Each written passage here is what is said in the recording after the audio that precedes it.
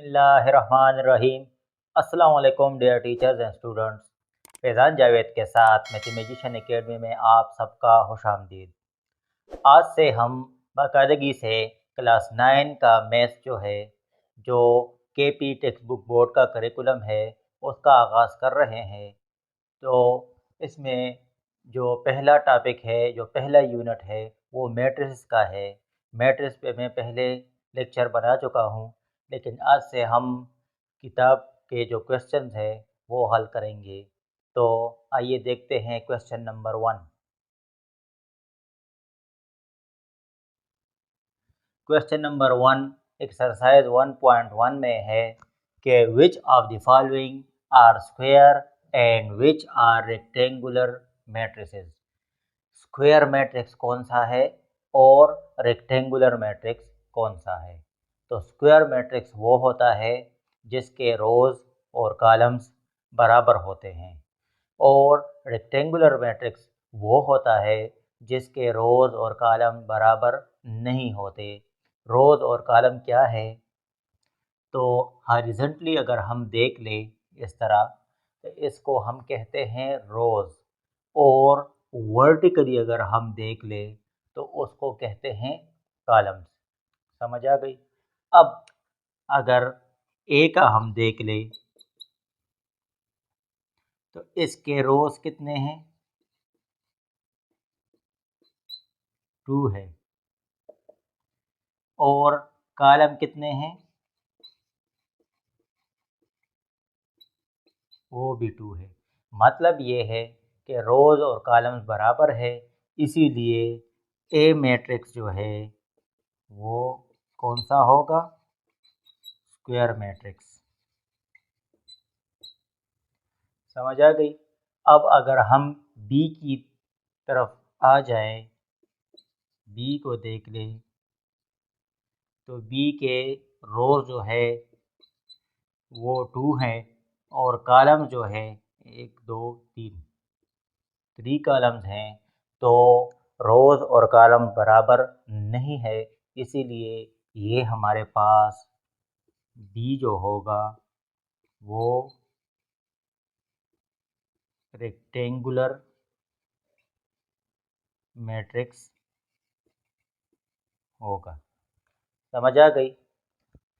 इसी तरह सी की तरफ अगर आ जाए, तो सी में हमारे पास 1 2 3 रोज़ है, 1 2 3, और कॉलम कितने हैं, 1 2 3 कॉलम्स हैं और 3 रोज़ है। तो ये हमारे पास स्क्वायर मैट्रिक्स है। समझ आ गई। यहाँ पे अगर हम देख ले तो हमारे पास रो 1 है और 2 कॉलम्स हैं, बराबर नहीं है, इसीलिए ये हमारे पास रेक्टेंगुलर मैट्रिक्स है। समझ आ गई। एफ मैट्रिक्स अगर हम देख ले तो हमारे पास 3 रोज़ है और 2 कॉलम्स हैं, लिहाजा ये भी हमारे पास रेक्टेंगुलर मैट्रिक्स है। समझ आ गई। अब आते हैं क्वेश्चन नंबर 2 की तरफ। अब हमारे पास क्वेश्चन नंबर 2 है। क्वेश्चन नंबर 2 है कि list the order of the following matrices. हमें मैट्रिसेस गिवन है और इसमें हमसे पूछा गया है कि इसके ऑर्डर क्या क्या है। ऑर्डर क्या है मुख्तलिफ जो मैट्रिक्स है उसके। तो ऑर्डर किसे कहते हैं, ऑर्डर हम कहते हैं रोज़ बाय कॉलम्स को। जिसमें हमें रोज़ और कॉलम दिए गए हों उसको हम कहते हैं ऑर्डर्स। समझ आ गई। अगर हम पार्ट 1 को देख ले तो ए हमारे पास 1 2 -1 3 4 2 ये मैट्रिक्स है। तो इसमें हमारे पास रोज़ कितने हैं, रोज़ हमारे पास 2 है, और कॉलम कितने हैं, 1 2 3।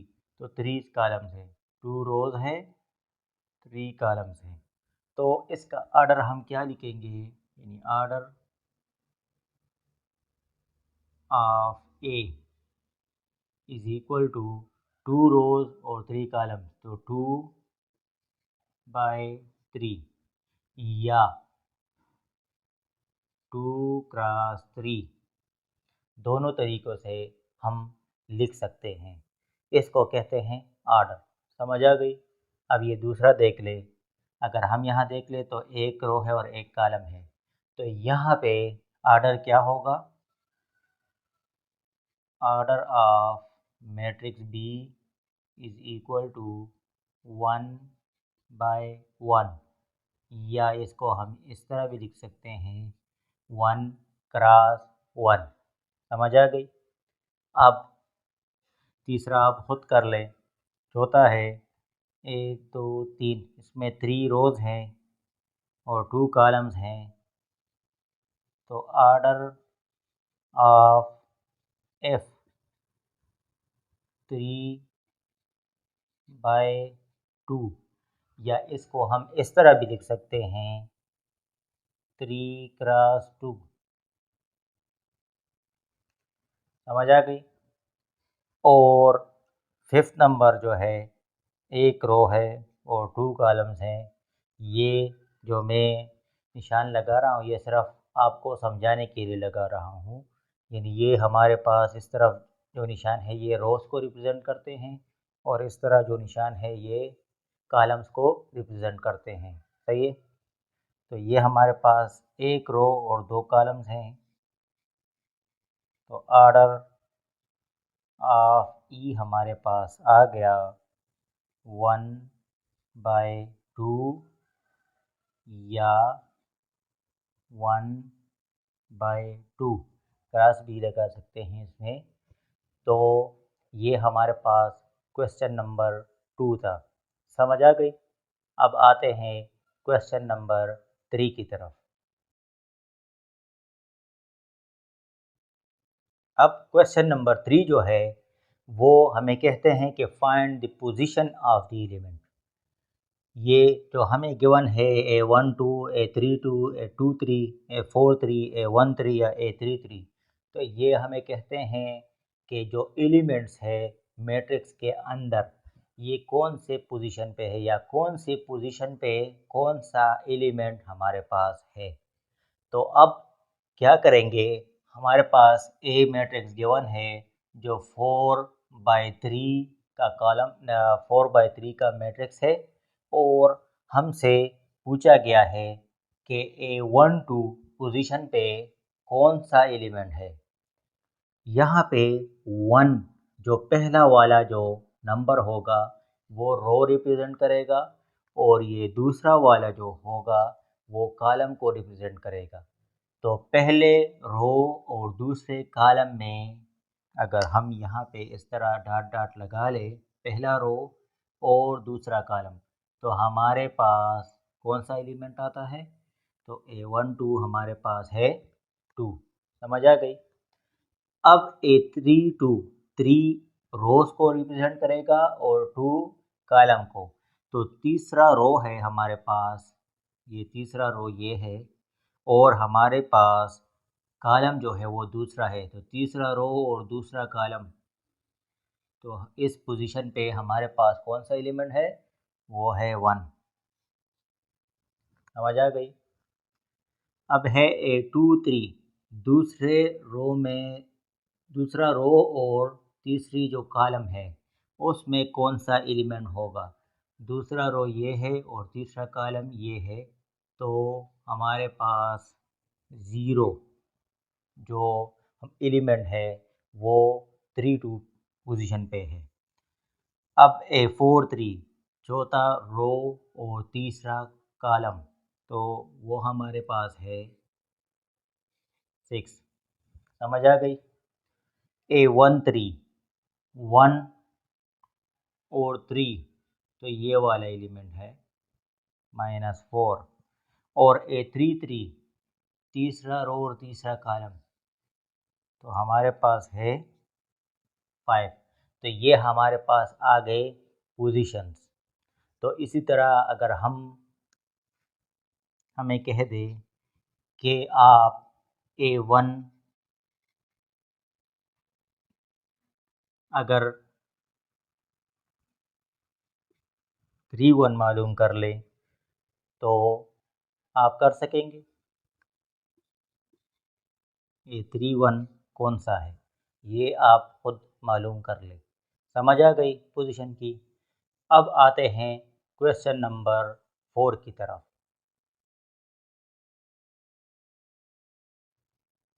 अब है क्वेश्चन नंबर 4। तो क्वेश्चन नंबर 4 में हमसे पूछा गया है कि कौन सा मैट्रिक्स किस मैट्रिक्स के इक्वल है, यानी बराबर है। सॉरी, बराबर कौन सा होगा? जब एलिमेंट हमारे पास सेम होंगे, यानी अगर यहाँ पे 2 है तो दूसरे मैट्रिक्स में भी 2 होगा, यहाँ पे 5 है तो दूसरे मैट्रिक्स में भी 5 होना चाहिए दूसरी पोजीशन पे। यहाँ पे यानी A23 या A21 जो पोजीशन है यहाँ पे 1 होना चाहिए, यहाँ पे 1 है तो। और A22 पोजीशन जो है यानी दूसरा रो और दूसरे कॉलम पे 3 होना चाहिए, यहाँ पे 3 है तो 3 होना चाहिए।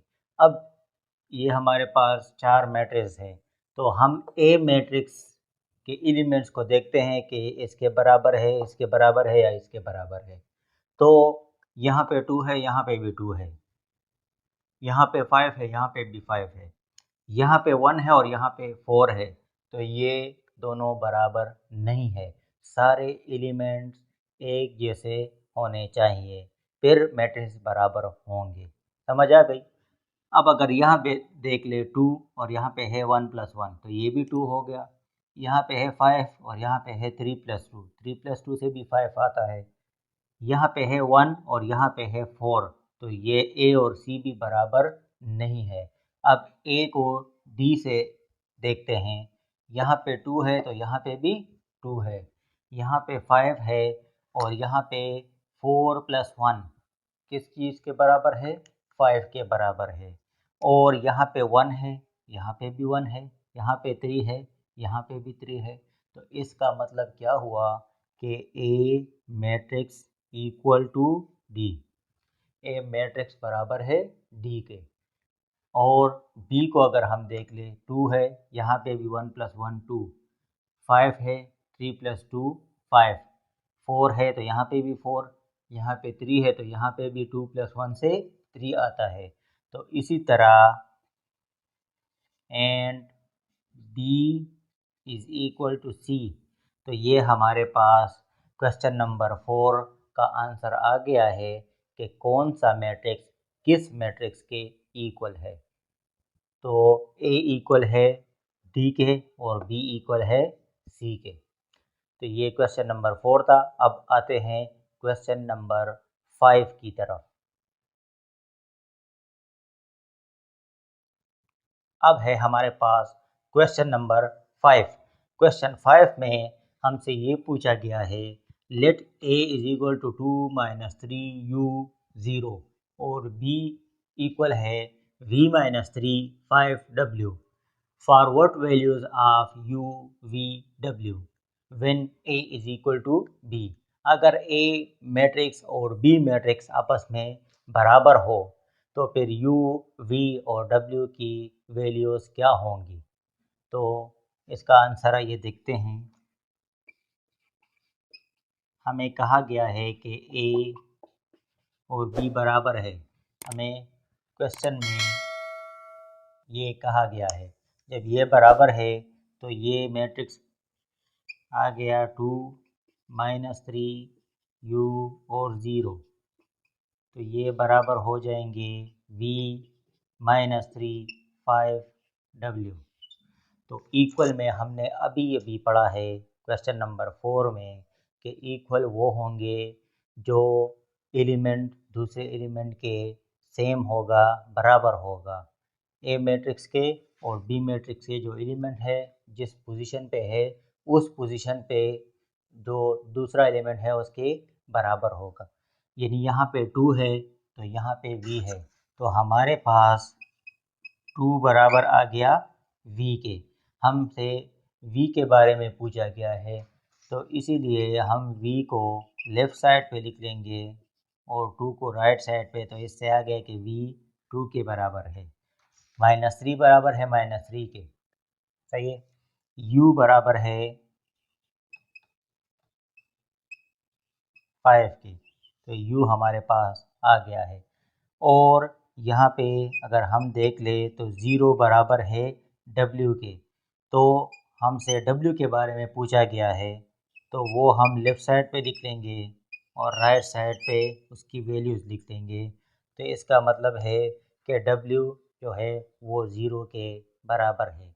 तो ये हमारे पास U, V और W की वैल्यूज़ आ गई है। तो ये हमारे पास क्वेश्चन नंबर 5 था। अगर समझ नहीं आई तो आप कमेंट बॉक्स में लिख सकते हैं, मैं इस पे मज़ीद समझाने की कोशिश करूँगा। और अब आते हैं क्वेश्चन नंबर 6 की तरफ।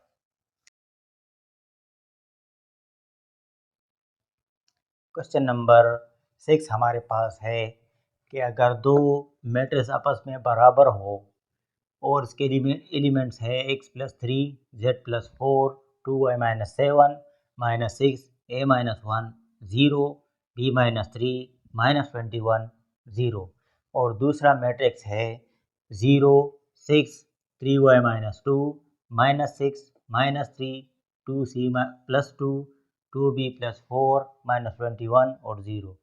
तो हमें कहा गया है कि ये दोनों बराबर हैं। तो अब अगर बराबर है तो ए बी सी और एक्स वाई जेड की वैल्यूज़ क्या होंगी अगर ये दोनों बराबर है। तो फर्स्ट एलिमेंट के बराबर होगा, तो हम लिख लेंगे x+3 = 0। तो यहाँ पे अगर हम देख ले, अगर यहाँ पे +3 है, इस तरफ ले आए तो प्लस जो है वो माइनस हो जाएगा, 0 - 3। तो 0 - 3 से -3 आता है, तो x की वैल्यू हमारे पास आ गई है। अब आते हैं z+4 = 6। हमें z की वैल्यू चाहिए, लेकिन 4 इसके साथ आया है और वो भी प्लस में है, तो हमें सिर्फ z की वैल्यू चाहिए, तो 4 हम उस तरफ सेंड कर लेंगे, तो 6 - 4 आ जाएगा। इससे z की वैल्यू हमारे पास आ जाएगी। समझ आ गई, z हमारे पास 2 के बराबर आ गया है। अब हम यहाँ पे आते हैं 2y-7 बराबर है 3y-2 के। सही है। अब अगर दोनों इक्वेशन में हमारे पास y आ जाए और कांस्टेंट भी हो, तो हम क्या करेंगे, यहाँ पे 3y है, यहाँ पे 2y है, तो 2y को उस तरफ शिफ्ट कर लेंगे और इसी तरह -2 जो 3y के साथ है उसको लेफ़्ट साइड पे शिफ्ट कर लेंगे, तो हमारे पास आ जाएगा -7 + 2 = 3y - 2y। तो इससे आ जाएगा -5 = 1y। तो 1 हम नहीं लिखते, तो इस तरह लिख सकते हैं कि y हमारे पास -5 के बराबर आ गया है। अब -6 के बराबर है, a-1 बराबर है -3 के। यहाँ पे हमें a चाहिए, ये -1 इसके साथ इजाफी आया है, तो माइनस में है, अगर इस तरफ आएगा तो a = -3 + 1 हो जाएगा और इससे a हमारे पास आ जाएगा -2। -3 + 1 से -2 आता है, तो a भी हमारे पास आ गया है। अब 0 = 2c+2, 0 = 2c+2। हमें c चाहिए, ये +2 को पहले इस तरफ शिफ्ट कर ले, तो 0 - 2 से आ जाएगा -2 = 2c। अब हमें सिर्फ c चाहिए, लेकिन 2 इसके साथ इजाफी है और मल्टीप्लाई में है, तो मल्टीप्लाई में का उलट जो है वो डिवाइड होता है। इस तरफ जब आएगा -2/2 और यहाँ पे c रह जाएगा, तो इससे हमारे पास c की वैल्यू आ जाएगी -1, क्योंकि 2 और 2 कट जाएंगे। समझ आ गई। यहाँ पे c की वैल्यू भी हमारे पास आ गई है और यहाँ पे अब है 2b - 3 sorry b - 3 is equal to 2b + 4। यहाँ पे b है, यहाँ पे 2b है, तो b को इस तरफ शिफ्ट कर लेंगे और +4 को लेफ़्ट साइड पे शिफ्ट कर लेंगे। तो यहाँ पे आ गया -4 - 3 is equal to 2b - b। तो इससे आ जाएगा -7 इज इक्वल टू 1b। 1 हम नहीं लिखते, तो हमारे पास b की वैल्यू आ जाएगी -7। समझ आ गई। और 21 -21 और 0 इज इक्वल टू 0। अब अगर यहाँ पे हम देख ले तो हमारे पास a b c x y z की वैल्यू आ गई। a हमारे पास बराबर है -2, b हमारे पास बराबर है -7, c हमारे पास बराबर है -1, x हमारे पास बराबर है -3 के, y हमारे पास -5 के बराबर है और z हमारे पास बराबर है 2 के। तो ये हमारे पास क्वेश्चन नंबर 6 आ गया है। अगर समझ नहीं आई तो आप कमेंट बॉक्स में लिख सकते हैं, मैं इस पे मज़ीद समझाने की कोशिश करूँगा। अब आते हैं क्वेश्चन नंबर 7 की तरफ। अब हमारे पास एक्सरसाइज 1.1 का लास्ट क्वेश्चन है, क्वेश्चन नंबर 7। उसमें हमसे पूछा गया है कि ए बी सी और डी की वैल्यूज़ क्या होंगी अगर ये दो मैट्रिक्स आपस में बराबर हो। तो बराबर हो तो इसका मतलब है कि फर्स्ट एलिमेंट जो है वो दूसरे के फर्स्ट एलिमेंट के बराबर होगा। तो a + b हमारे पास -1 के बराबर है, ये हमारे पास इक्वेशन नंबर 1। b + 2c बराबर है 4 के, ये हमारे पास इक्वेशन 2। 2c + d बराबर है 8 के, ये हमारे पास क्वेश्चन नंबर 3। और 2a - d बराबर है 0 के, ये हमारे पास इक्वेशन नंबर 4 आ गया। अब हमारे पास दो दो वेरिएबल्स हैं एक ही इक्वेशन में और दोनों मालूम नहीं है, तो इसी तरह हम मालूम नहीं कर सकते। तो किस तरह इसमें इस तरह करेंगे कि हमारे पास एक वेरिएबल जो है वो कट जाए और सिर्फ एक रह जाए, तो वो हम आसानी से मालूम कर सकते हैं। तो क्या करेंगे, अगर हम इक्वेशन नंबर 1 और इक्वेशन नंबर 2, यहाँ पे प्लस बी है, यहाँ पे भी प्लस बी है, अगर दोनों को माइनस कर ले तो क्या आएगा। तो हम लिख लेंगे सब्ट्रैक्ट इक्वेशन नंबर 2 फ्रॉम 1। तो हॉरिजॉन्टल मेथड या वर्टिकल मेथड जो भी हो, जिस पे भी आप कर सकते हैं। हम यहाँ पे a + b minus into b + 2c is equal to -1 - 4। Horizontal method पे हम ये माइनस कर लेंगे, तो हमारे पास आ गया है a + b - b + 2c, sorry plus minus minus, और यहाँ पे आ गया है -5। अब प्लस बी और माइनस बी कट गए, हमारे पास आ गया है a - 2c is equal to -5, which is equation number 5।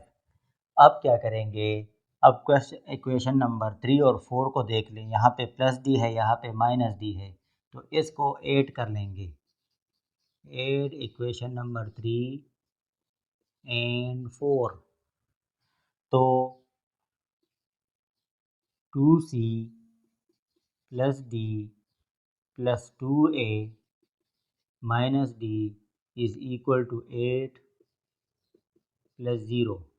यहाँ पे ब्रैकेट अगर नहीं भी डालते तो सही है, क्योंकि यहाँ पे प्लस है, प्लस से साइन चेंज नहीं होता। यहाँ पे हमने ब्रैकेट इसलिए डाला था कि यहाँ पे माइनस है, माइनस से ये साइन चेंज होगा, इसीलिए हम ब्रैकेट डालते हैं। यहाँ पे अगर ब्रैकेट डालते हैं या नहीं डालते आपकी मर्ज़ी है। समझ आ गई? तो यहाँ पे प्लस डी और माइनस डी क्या हो जाएंगे, कैंसिल हो जाएंगे, और ए वाले को पहले लिख ले, सी वाले को बाद में लिख ले। 8 प्लस 0 8, ये हमारे पास इक्वेशन नंबर 6 आ गया।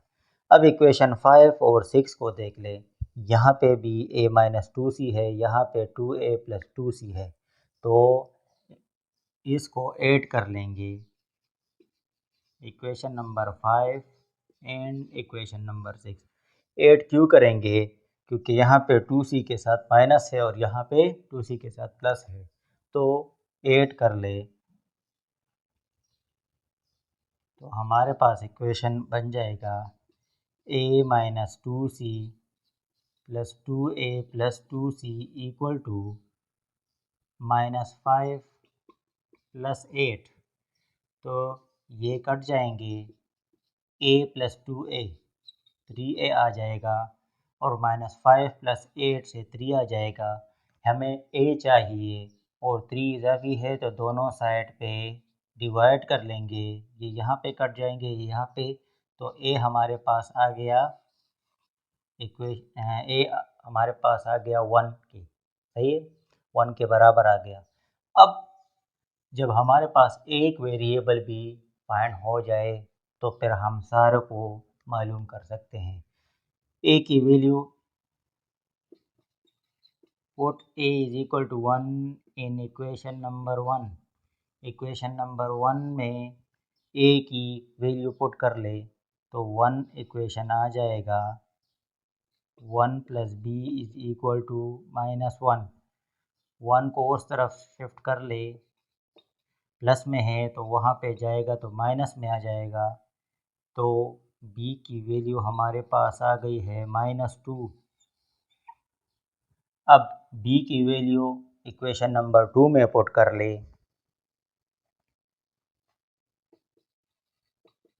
पुट इन इक्वेशन नंबर 2 किसको?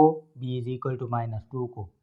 तो यहाँ पे इक्वेशन नंबर 2 आ जाएगा -2 plus 2c is equal to 4। ये -2 अगर उस तरफ हम शिफ्ट कर लें तो 2c is equal to 4 plus 2, -2 अगर उस तरफ जाएगा तो प्लस आ जाएगा, तो हमारे पास आ जाएगा 2c इज इक्वल टू 6। 2 को दोनों जानिब डिवाइड कर ले, हमें c चाहिए, तो c हमारे पास आ गया 3। अब c की वैल्यू इक्वेशन नंबर 3 में पुट कर ले या 4 में, आप लोगों की मर्ज़ी है, लेकिन 3 में हम पुट कर लेंगे। Put in equation number 3, 2 into 3 plus d is equal to 8। 2 3 जार 6 plus d is equal to 8। 6 को उस तरफ शिफ्ट कर ले तो d हमारे पास आ जाएगा 2। तो हमें a, b, c और d की वैल्यू चाहिए थी। हमारे पास a 1 आ गया, b -2 आ गया, c -3 आ गया, और d हमारे पास 2 के बराबर आ गया। ये हमारे पास आज का एक्सरसाइज था 1.1, जिसमें 7 क्वेश्चंस है। तो 7 के 7 क्वेश्चन हमने सॉल्व कर लिए हैं। अगर फिर भी इसमें कोई मसला है तो आप कमेंट बॉक्स में लिख सकते हैं, मैं इस पे मज़ीद समझाने की कोशिश करूँगा। Thank you.